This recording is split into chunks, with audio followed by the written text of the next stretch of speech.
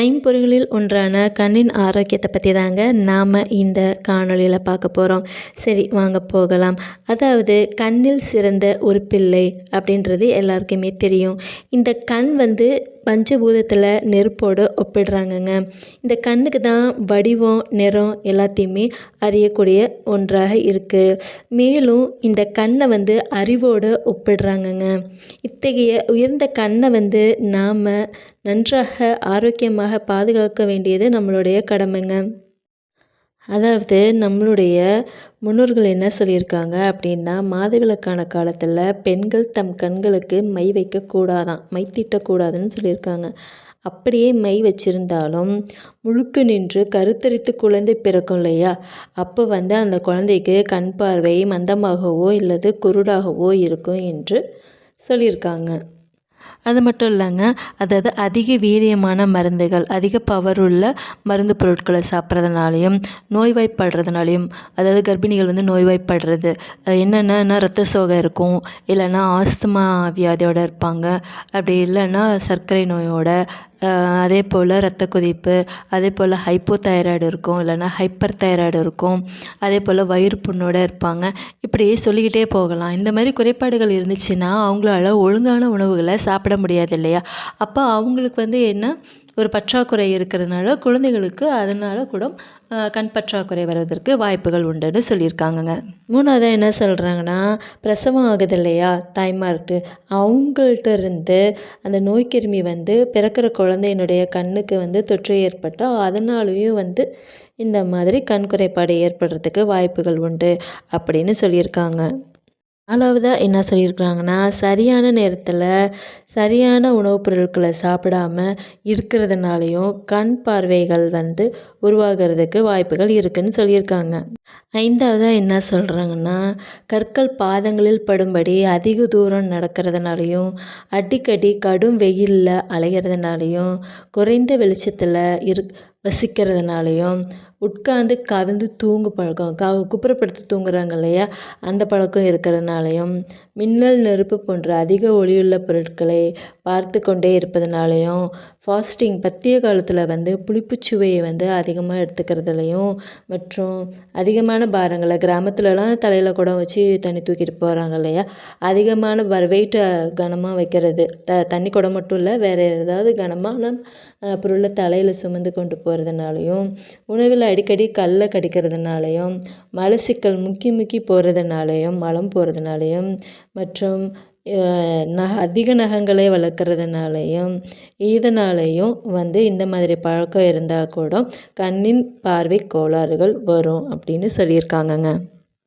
மேலும் வெற்றிலை பாக்கு போட்டு அதை கன்னத்துக்குள்ளார எப்போவுமே அடக்கி வச்சிட்ருக்குறாங்க இல்லையா, அவங்களுடைய குழந்தைகளுக்கும் கண் குறைபாடுகள் வருவதற்கு வாய்ப்பு இருக்குது. அது மட்டும் இல்லாமல் காரசாரமானவைகளை அதிகமாக உட்கொள்வதாலும், அதே போல் ரசாயனம் கலந்த புகைகள் படுவதாலும், சிறுநீரக நோய்கள் இருந்தாலும், யூரினரி ட்ராக்ட் இன்ஃபெக்ஷன் இருந்தாலும், வெள்ளப்படுறது இருந்தாலும், இந்த மாதிரி நோய்கள் இருந்தாலும் கண் நோய்கள் வருவதற்கு வாய்ப்புகள் இருக்குது அப்படின்னு சொல்லியிருக்காங்க.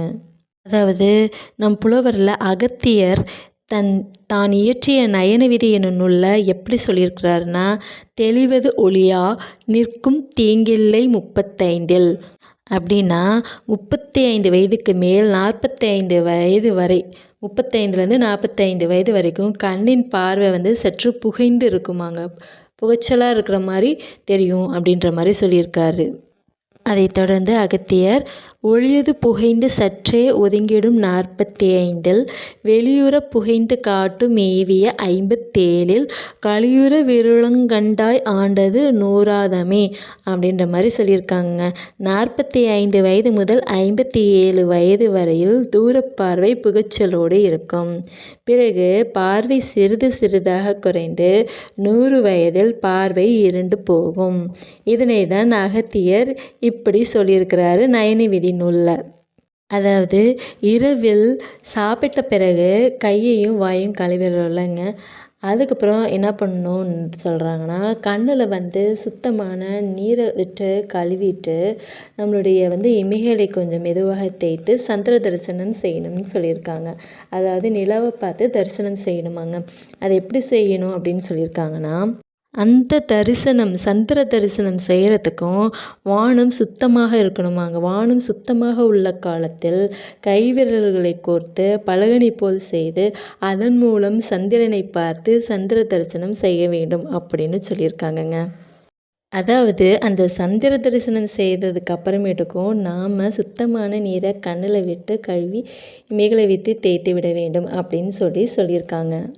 அதாவது 3 நாட்களுக்கு ஒரு முறை கண்களுக்கு மை வந்து போட்டுக்கலாம். 3 நாளுக்கு ஒரு முறை தான் கண்ணுக்கு மை போடணுமாங்க.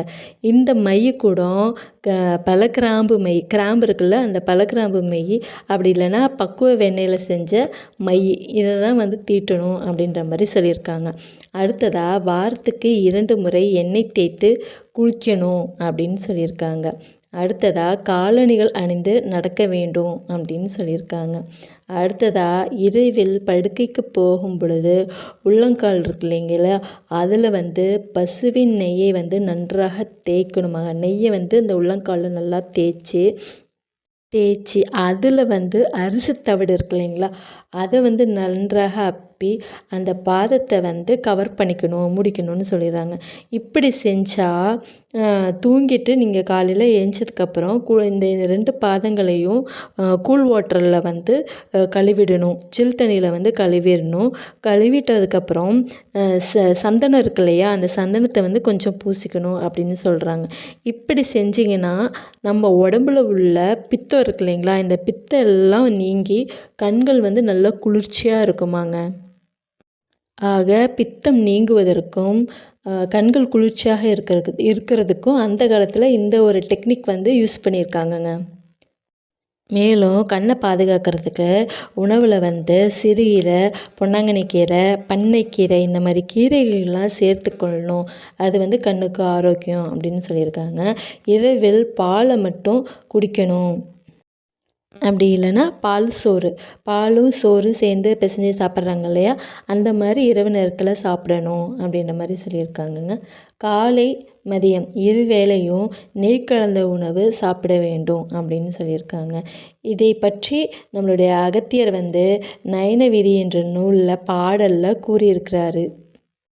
எப்படி சொல்லியிருக்கிறாருன்னா, தின்னார் பண்ணை சிறுகீரை தின்ன மறந்தார் சீர்கேடாய், பொன்னாங்கானி கறிக்கூட்டார் பூசார் பாதம் நெய்யுண்ணார், பன்னார் மதியந் தன்னை பாரார் பால்வார் துன்னார் பல் தேயார், கண்ணார் நோயால் கவல்வதை யாமும் சொல்லக் கடவோமே அப்படின்னு சொல்லியிருக்காருங்க.